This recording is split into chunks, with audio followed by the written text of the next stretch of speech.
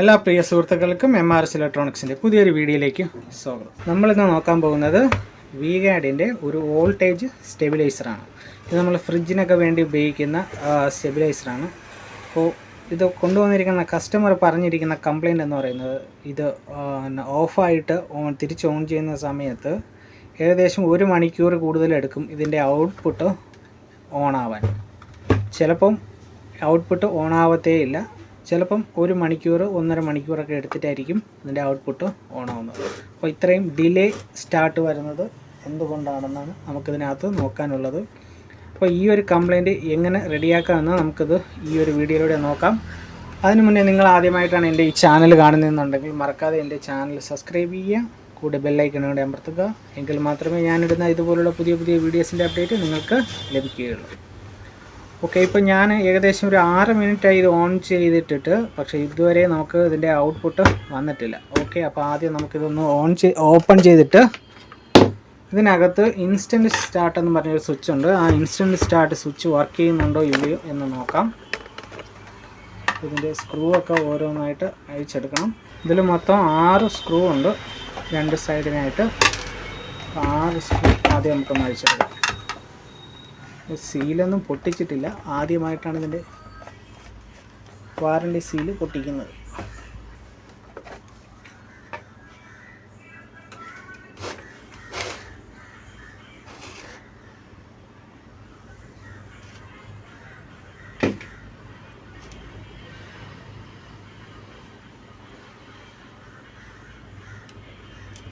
അപ്പോൾ ഇതിനകം നല്ല ഇത്രയും നാൾ കൊണ്ടിരിക്കുന്നത് കൊണ്ട് ഇതിനകത്ത് നല്ല രീതിയിലുള്ള ഒരു പൊടിയും കാര്യങ്ങളൊക്കെ ഉണ്ട്. അപ്പോൾ അതൊക്കെ ഒന്ന് ക്ലീൻ ചെയ്യണം ആദ്യം. ഓക്കെ, അപ്പോൾ നമ്മൾ ഇതിൻ്റെ ബോർഡൊക്കെ ഇളക്കിയിട്ട് ഇതിനകത്തുള്ള ആ പൊടിയും കാര്യങ്ങളൊക്കെ ക്ലീൻ ചെയ്ത് വൃത്തിയാക്കിയിട്ടുണ്ട്. നമുക്ക് ഇൻസ്റ്റൻറ്റ് സ്റ്റാർട്ട് വർക്ക് ചെയ്യുന്നുണ്ടോ എന്ന് നോക്കണം. അപ്പോൾ ഈ ബോർഡിൽ ഈ കപ്പാസിറ്ററിൻ്റെ മുകളിലായിട്ട് ഇവിടെ 2 ഇത് കാണാം. ഈ 2 പിന്ന്, ഈ 2 പിന്ന് ഷോർട്ട് ചെയ്ത് കഴിഞ്ഞാൽ ഇത് പെട്ടെന്ന് ഔട്ട്പുട്ട് ഓണാകണം. എന്നാണ് ഇതിൻ്റെ ഒരു മെത്തേഡ്.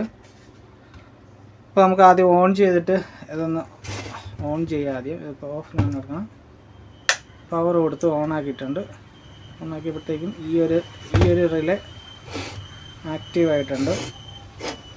ഓക്കെ, നമുക്കൊരു സ്ക്രൂ ഡ്രൈവർ എടുത്തിട്ട് ഈ 2 പിന്നും കൂടെ ഒന്ന് ഷോർട്ട് ചെയ്ത് നോക്കാം.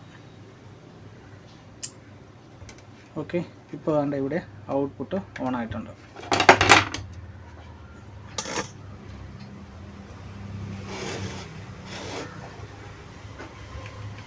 ഔട്ട്പുട്ട് ഓൺ ആയിട്ടുണ്ട്. ഔട്ട്പുട്ട് ലൈന് വിട്ടിട്ടുണ്ട്. ഓക്കെ, അപ്പോൾ പിന്നെ എന്തുകൊണ്ടാണ് ഡിലേ ടൈമിൽ ഇത് എടുക്കാത്തതെന്ന് നോക്കണം. ഇപ്പോൾ ഞാൻ പവർ ഓഫ് ചെയ്തിട്ടുണ്ട്. അപ്പോൾ ഈ എല്ലാ മോഡലിലും ഏറ്റവും ആദ്യം ചെക്ക് ചെയ്യേണ്ടത് ഇതിൻ്റെ വോൾട്ടേജാണ്. ഇത് ഏത് വോൾട്ടേജ് എന്ന് വെച്ച് കഴിഞ്ഞാൽ ഈ ബോർഡ് വർക്ക് ചെയ്യാൻ വേണ്ടിയിട്ട് ഈ ട്രാൻസ്ഫോമർ എന്ന് ഈ സ്റ്റെബിലൈസർ ട്രാൻസ്ഫോമർ എന്ന് ഒരു വോൾട്ടേജ് സപ്ലൈ പോകും. അത് പലതിലും പല വോൾട്ടേജ് ആയിരിക്കും വരുന്നത്. എങ്ങനെ പോയി കഴിഞ്ഞാലും ഒരു 16 വോൾട്ടെങ്കിലും ഇത് ആ ഒരു സപ്ലൈയിൽ കാണും. അപ്പോൾ ആ ഒരു വോൾട്ടേജ് നമുക്കിതിനകത്ത് വരുന്നുണ്ടോ ഇല്ലയോ എന്ന് ചെക്ക് ചെയ്ത് നോക്കാം. ഇവിടെ വരുന്ന ഈ ഒരു മെയിൻ കപ്പാസിറ്റർ, ഈ ഒരു കപ്പാസിറ്ററിൽ എത്ര വോൾട്ടേജ് ഉണ്ടെന്ന് ആദ്യം ചെക്ക് ചെയ്യണം. ഓക്കെ, അപ്പോൾ പവർ ഓൺ ചെയ്തിട്ട് ഈ ഒരു കപ്പാസിറ്ററിൽ എത്ര വോൾട്ടേജ് വരുന്നുണ്ട്. ഇവിടെ നമുക്ക് 12 വോൾട്ട് വരുന്നുണ്ട്. ഓക്കെ, ഇവിടെ 12 വോൾട്ട് ആണോ എന്ന് ആദ്യം ചെക്ക് ചെയ്യണം. അപ്പോൾ ആദ്യം നമുക്ക് ആ കപ്പാസിറ്റർ ഒന്ന് ഇളക്കിയെടുക്കാം.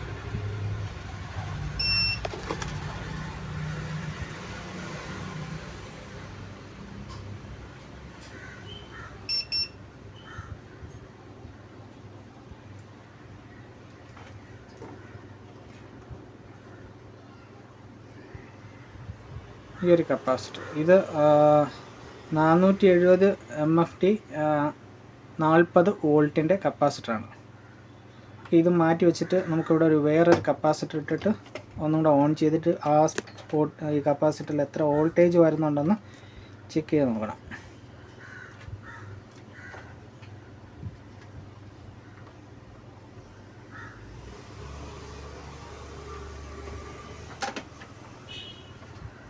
ഇപ്പോൾ എൻ്റെ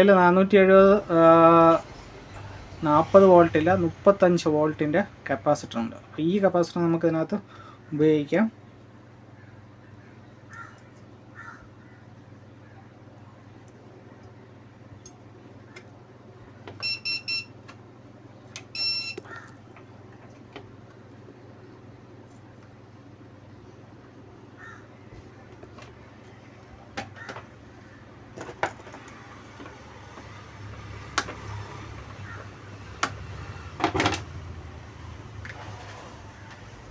ഇനി ഒന്നുകൂടെ പവർ ഓൺ ചെയ്തിട്ട് ഇതിനകത്ത് എത്ര വോൾട്ടേജ്, ഇപ്പോഴും 12 വോൾട്ടാണോ എന്ന് ചെക്ക് ചെയ്യാം. ഇപ്പോൾ ഈ കപ്പാസിറ്ററിൽ എത്ര വോൾട്ടേജ് വരുന്നുണ്ടെന്ന് നോക്കണം.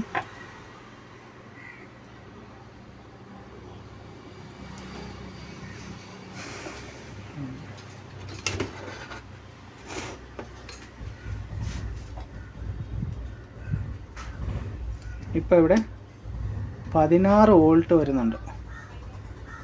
Okay, 16 volt. നേരത്തെ ഇവിടെ 12 വോൾട്ട്. അപ്പോൾ ഈ 16 വരാനുള്ളടുത്ത് നേരത്തെ 12 വന്നത് കൊണ്ടിട്ടാണ് ഇത് ആ ടൈമിങ്ങിൽ വ്യത്യാസം വന്നത്.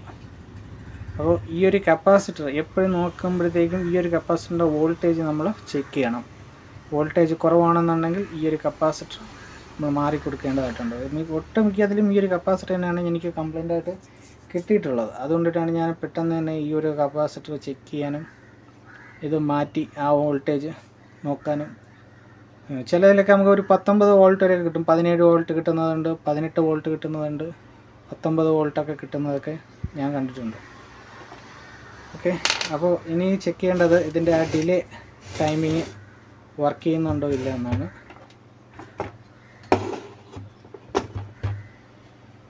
ഓക്കെ, അത് ഡിലേ ടൈമിങ് ഓണാകുന്നത് വരെ നമുക്കൊന്ന് വെയിറ്റ് ചെയ്യാം. എത്ര മിനിറ്റിനുള്ളിൽ ഇത് ഓണായെന്ന് നോക്കാം.